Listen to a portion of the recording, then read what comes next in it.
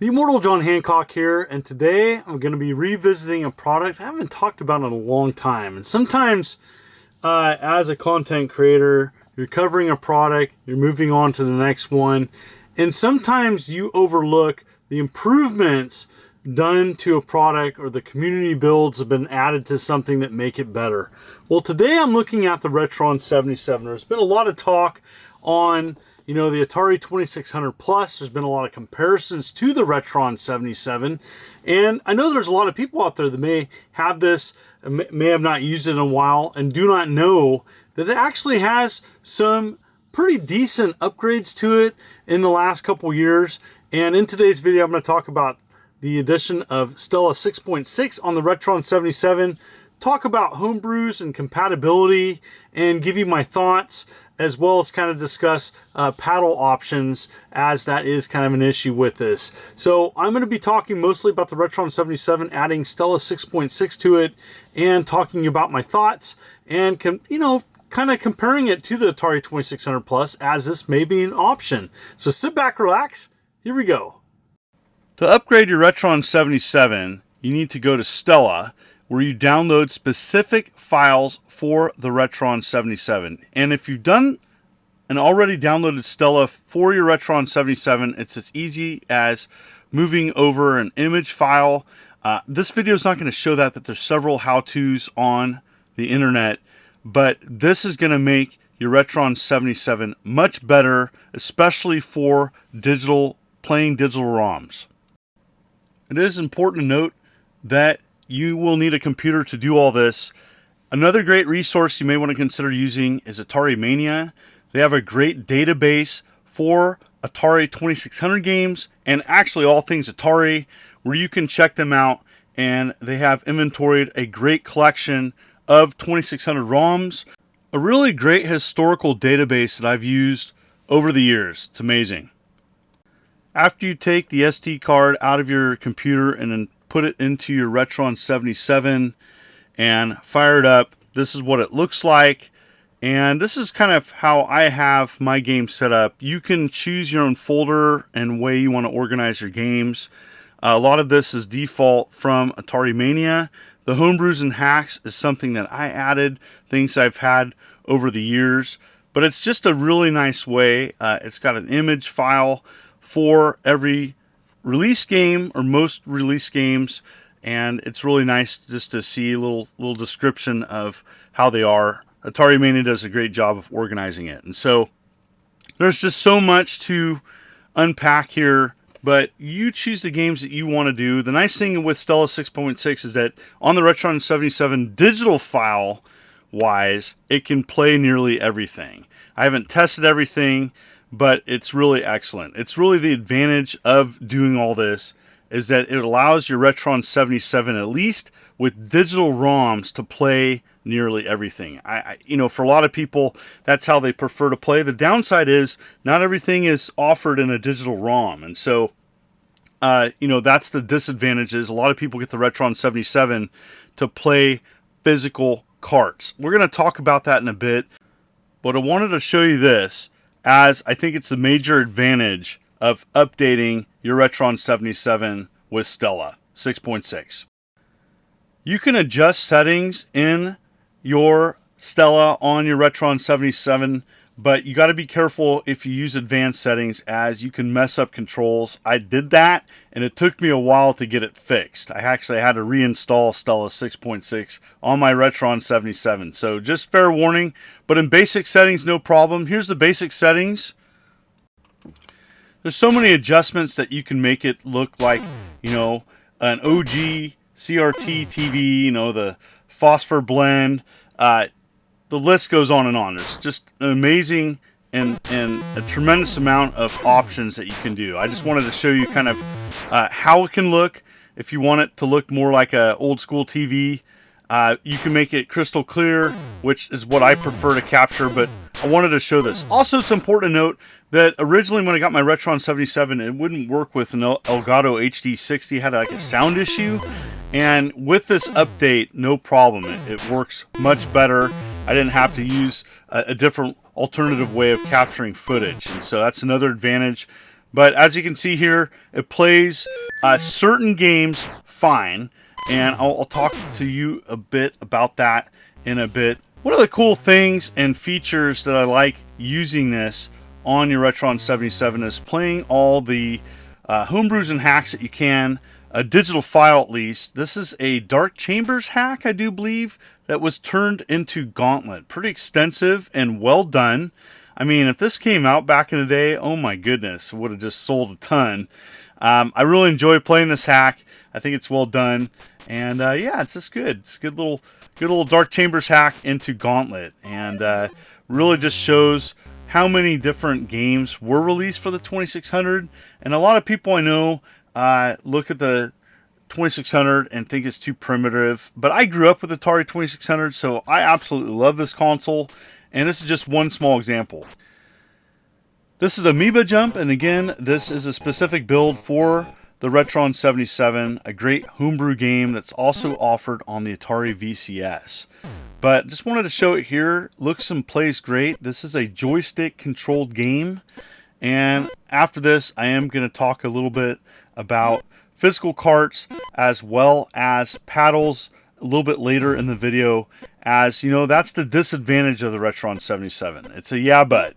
And so, but for digital games, Retron 77 with Stella 6.6 is amazing and might be an advantage. Also important to note that this is a lot cheaper than the Atari 2600 Plus if you just want to play 2600 games. One of my favorite homebrews on the 2600 is Draconian, and this is an homage to Bosconian arcade game, and it's simply fantastic. And so, you know, digital file wise, this is what the Retron 77 does. And you know what? For a lot of people, I don't know about you, but I play a lot more games digital file wise these days, as it's more convenient. But I know there's a lot of old school people, and that physical cart version and playing that matters. That's where there's a disadvantage of the Retron 77, as you know, it doesn't play everything. I'm going to show in a bit, but here's another homebrew, and this is an homage to Metroid. Xantheon, I think is how you say it.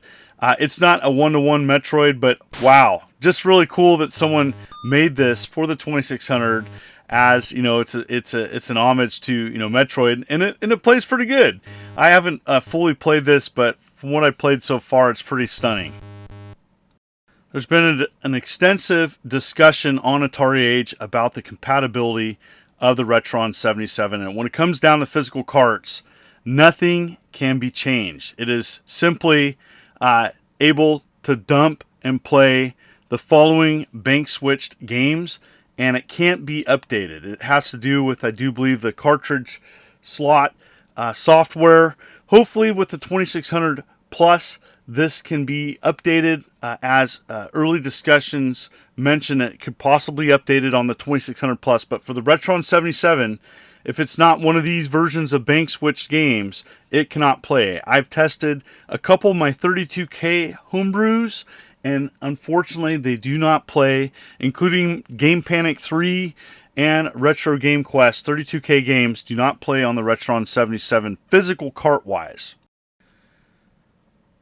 But games that I have published, such as Catacombs of Chaos, one of my favorite games that I've actually published, play great. It's a 4K game, no problem, physical cart wise, with the update. And you know what? I think that's good, though there's going to be a lot of people that are going to wonder if all their games don't work, it may not be an option for you. But it does play physical carts. It plays many physical carts, but that bank switching limitation is going to be a deal breaker for some. Hyperkin also offered this kind of 2-in-1 controller called the Ranger. Some people really like it, others do not at all. But I want to talk about it, as I know some people are wondering, does the Ranger work with this update? Out of the box, it doesn't, but there is a solution I'm going to show you in a bit. So paddle games have issues with the Stella 6.6 update without the following. I'm going to show you a solution. The solution is getting one of these, the 2600 Adapter 2, and this will allow you to use paddles, including the Ranger, on the back end of your Retron 77. You do have to get an additional adapter, so it's kind of a cable mess, but for people that want to go that route, you can use it. This is the additional cable that you need to get. It's the OTG cable, I do believe is what it's called. You can get these on Amazon. And with the combination of this and the 2600 adapter 2 and additional USB cable, you are good to go for paddle games. I thought it was important to go back and talk about the Retron 77, as there's going to be a lot of comparisons to the 2600 Plus, and you have to ask yourself, is getting the 2600 Plus, for me, a better value?